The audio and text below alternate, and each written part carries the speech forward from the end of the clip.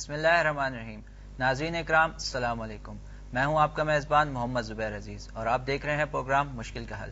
اس programme میں ہم آپ کے سوالات کو ڈسکس کرتے ہیں اور قرآن و سنت کی روشنی میں اس کا حل تلاش کرنے کی کوشش کرتے ہیں۔ اس پروگرام میں ہمارے ساتھ موجود ہیں منیر احمد انصاری صاحب، جو کہ معروف مذہبی اسکالر ہیں اور چیئرمین ہیں پاکستان حج گروپ آرگنائزنگ کمیٹی کے۔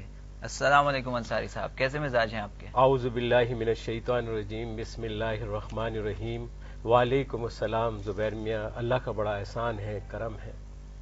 بہت شکریہ انصاری صاحب، آپ ہمارے پروگرام میں تشریف لائے۔ انصاری صاحب، گزشتہ پروگرام میں ہم نے ایک آیت کی تلاوت کی سعادت حاصل کی تھی، میں چاہوں گا کہ آپ اس آیت کے بارے میں تفصیل سے ناظرین کو کچھ بیان کریں۔ کیا بات ہے، یہ وہ جیسے ہمارے پروڈیوسر صاحب کہتے ہیں ایک چھوٹی سی بات، اور آپ بھی کہتے ہیں، آج اسی بات سے انشاءاللہ اس پروگرام کا آغاز کرتے ہیں۔ اعوذ باللہ من الشیطان الرجیم، بسم اللہ الرحمن الرحیم۔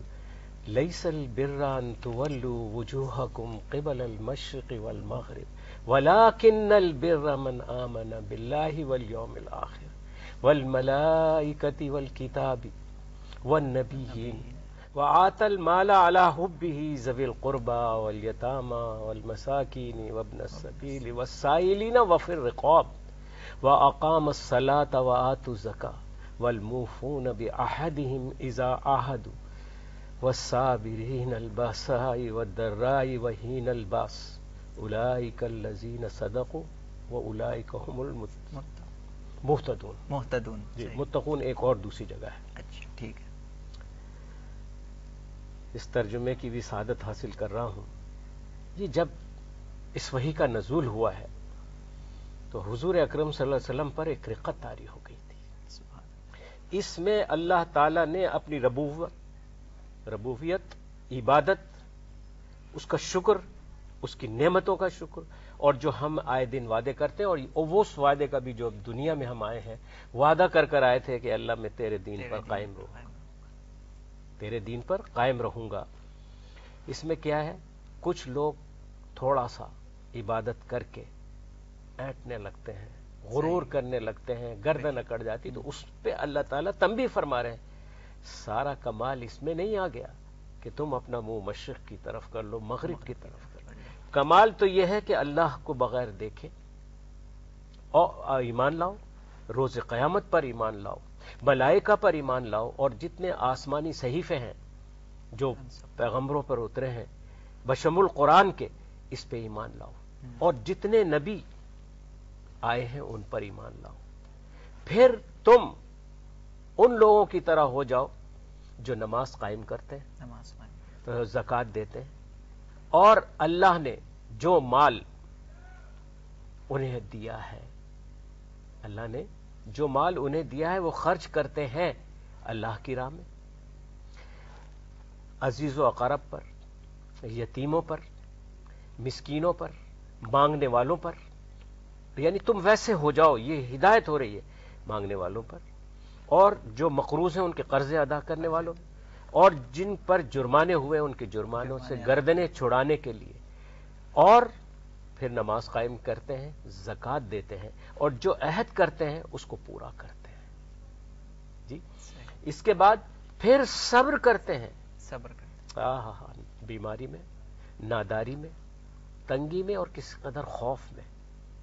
یہی لوگ سچے ہیں اور ہدایت یافتہ ہیں۔ جب یہ نازل ہوئی تو حضور اکرم صلی اللہ علیہ وسلم پر ایک کیفیت طاری تھی، اور آپ نے اس کو اپنی دعا میں شامل کر لیا تھا۔ اے اللہ میں ایمان لایا آپ پر، اے اللہ میں ایمان لایا روز قیامت پر، اے اللہ میں ایمان لایا ملائکہ پر، کتابوں پر، نبیین پر، اور اللہ تم مجھے ان لوگوں میں شامل کر دے کیا جس پہ تو نے مال دیا اور وہ خرچ کرتے ہیں، جو میں عرض کیا اللہ کی راہ میں، مجھے بھی ویسے ہی۔ تو حضور اکرم صلی اللہ علیہ وسلم نے اس کو اپنی دعا میں شامل کر لیا تھا، اور اللہ کا بڑا احسان اور کرم ہے کہ آدمی اللہ سے جب مانگے تو اے اللہ اگر آپ مجھے دیں تو پھر دل بھی دیجیے گا، دل کا غریب نہ کریے گا۔ اس میں وہی سبق ہے، یعنی ہر چیز کی اللہ تعالیٰ نے وضاحت فرما دی۔ اور یہ بڑا کرم ہے اللہ کا اور آقا کا کہ مجھے میدان عرفات میں سعادت حاصل ہوتی ہے کہ میں دعا مانگتا ہوں، اور اس دعا کو میں شدت کے ساتھ مانگتا ہوں۔ بعض دفعہ لوگ یہ کہہ لیں کہ کیا آپ پر بہت زیادہ قرضہ ہے؟ میں نے کہا نہیں، یہ شکر ہے اللہ کا کہ مجھے بھی ان لوگوں میں شامل کر جو دیکھ بھال کرتے ہیں عزیزوں کی، اقارب کی، یتیموں کی، مساکین کی، مانگنے والوں کی، اللہ کے راہ میں کنواں کھدوا دے، سڑکیں بنوا دے۔ یہ ہے تو میری بھی ناظرین کرام آپ سے درخواست ہے کہ جس کی سعادت ابھی میں نے قرآن شریف کی اس آیت کی ہے، آپ ذرا اس کی بار بار سورہ بقرہ میں 179 یہ آیت مبارکہ ہے، اور اس کی آپ تلاوت کیجئے، اس کا ترجمہ، پھر اس کی تفسیر مختلف لوگوں نے بیان کی ہے، مختلف علماء نے، مفتیوں نے، یا جنہوں نے قرآن شریف کا ترجمہ کیا اور اس کی تفسیر لکھی، تفسیر القرآن اس کی پڑھیے۔ یہ جو کچھ میں نے تھوڑی بہت بتانے کی کوشش کی، آپ کو بڑا لطف آئے گا، اور ہمیشہ آپ دعا کریں تو یہی دعا کریں، انشاءاللہ العزیز کبھی پریشانی نہیں ہوگی۔ جی جناب زبیر صاحب۔ ماشاءاللہ انصاری صاحب، بہت خوبصورتی سے آپ نے اس سوال کا جواب، اس بات کا جواب دیا۔ آگے چلتے ہیں ہم لوگ اپنے ایک پہلے ای میل کی جانب۔ میں چاہوں گا کہ ای میل ہم لوگ اپنے پروگرام میں شامل کر لیں۔ جی بے شک۔ پہلی ای میل ہمیں بھیجی ہے افشاں سلمان نے راول پنڈی سے۔ یہ پوچھنا چاہ رہی ہیں کہ سنت موقدہ اور غیر موقدہ میں کیا فرق ہے، اور وطر کا بیان فرمائیں۔ کیا وطر تہجد میں پڑھنے کا زیادہ ثواب ہے؟ افشاں صاحبہ نے زبیر میاں بڑا پیارا سوال کیا ہے۔ سنت موقدہ یہ سمجھ لیجئے کہ فرض نماز کے برابر ہے، یعنی موقدہ کا مطلب ہے اسے ترک نہ کرے، اسے پڑھے، یہ واجب ہے، لازم و ملزوم ہے نماز کا یہ۔ اور غیر موقدہ وہ ہے کہ انہیں بھی ادا کرنا چاہیے۔ یہ موقدہ جو ہے آپ کی، جو نمازیں قضا ہو گئی ہیں کسی وجہ سے، یہ اس کا سبسٹیٹیوشن ہے، یعنی یہ سمجھ لیے اس کا بدل ہے، نعم البدل ہے، ماشاءاللہ، یہ اس کا نعم البدل ہے۔ اس کے لیے بڑی تاکید ہے، اور یہ خاص طور سے صبح کی اور ظہر کی۔ اگر آپ نماز میں شامل ہوئے ہیں تو نماز کے بعد آپ 2 سنتیں ادا کریں، 2 نوافل ادا کریں، یعنی 2 نفل پڑھیں، اور اس کے بعد آپ یہ 4 رکعت سنت 4 سنتیں ضرور پڑھیں۔ ظہر کی نماز میں یہ کشادگی رزق اور انسان کو اپنی حفاظت میں رکھتی ہے، اس کی بڑی فضیلت بیان فرمائی ہے رسالت مآب صلی اللہ علیہ وسلم نے۔ اسی طرح مغرب کی 3 فرض پڑھنے کے بعد 2 سنتیں، 2 رکعت سنت جو ہے وہ بھی موقدہ ہے۔ اسی طرح سے عشاء میں پہلی 4 سنتیں یہ غیر موقدہ ہیں، لیکن فرض نماز کے بعد، یعنی 4 فرض عشاء کے پڑھنے کے بعد 2 سنتیں موقدہ ہیں۔ پھر اس کے بعد آپ ان سنتوں کے بعد 2 نفل پڑھتے ہیں، اور پھر 2 نفل کے بعد آپ جب وتر پڑھتے ہیں، اور اس کے بعد جو 2 نفل پڑھتے ہیں، اس کے بڑے فائدے ہیں۔ یہ بدل بن جاتا ہے، آخری یہ جو 2 نفل ہیں، یعنی 16 اور 17 رکعت، یہ اگر آپ تہجد میں نہیں اٹھے، یہ تہجد کا بدل ہو۔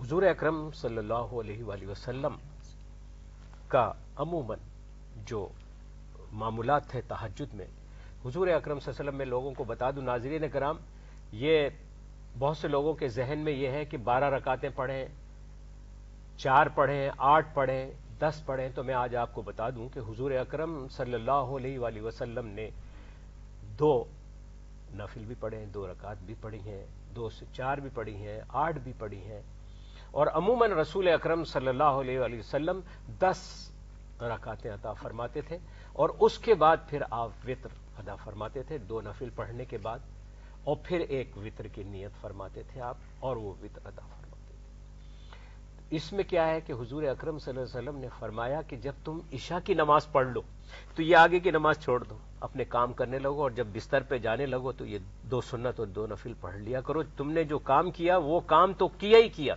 لیکن ایسا ہے کہ تم عشاء کی نماز میں مشغول تھے۔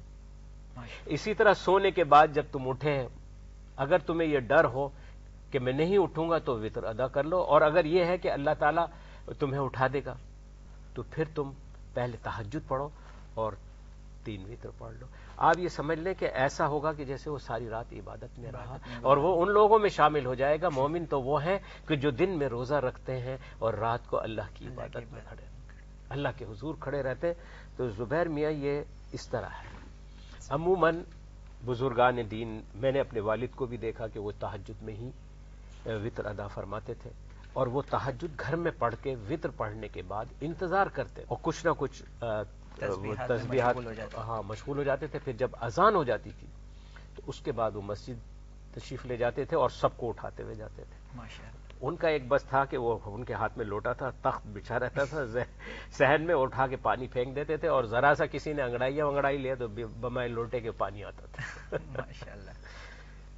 تو اس کا میری تمام لوگوں سے درخواست ہے, اور کسی پروگرام میں انشاءاللہ تعالی یہ نماز کا ایک آپ کو پورا موڈم بتاؤں گا, پورا موڈم جو ہے اس کو ڈسکس انشاءاللہ کریں گے کہ یہ نمازوں کا سلسلہ کس طرح ایک چکر پورا کرتا ہے.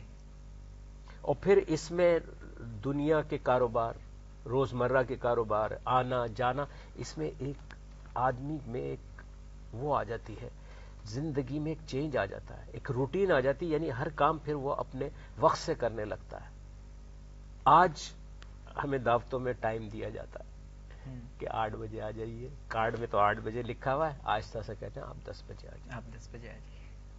اسی سلسلے میں آپ اگر اجازت دے دیں تو ایک بات اور بھی کہتا چلوں. بے شک بے شک. ایک دفعہ ایک صحابی نے رسول اکرم صلی اللہ علیہ وسلم سے کہا کہ یا رسول اللہ میں آپ کو فلانی جگہ ملوں گا.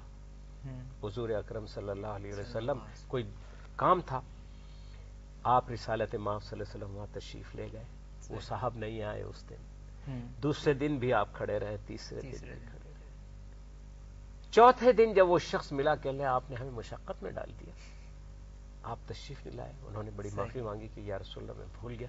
پھر بھی حضور اکرم صلی اللہ علیہ وسلم نے غصہ نہیں کیا, بولا کیا کام تھا آپ کا, وہ کام پوچھا, وہ کام کروایا.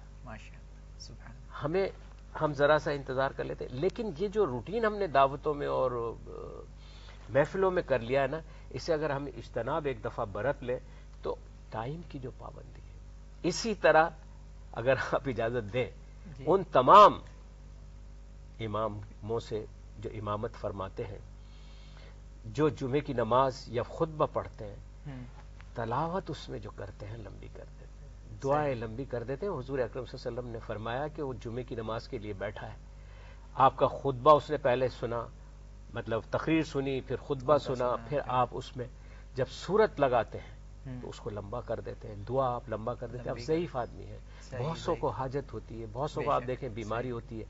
تو میری سب سے درخواست ہے, ایک تو یہ, دوسری درخواست یہ ہے کہ فروعی مسئلے بیان کرنے کے بجائے اگر وہ مجھے وضو نہیں آتی, مجھے نماز پڑھنے نہیں آتی, اب جیسے یہ سوالات آتے ہیں, بنیادی چیزیں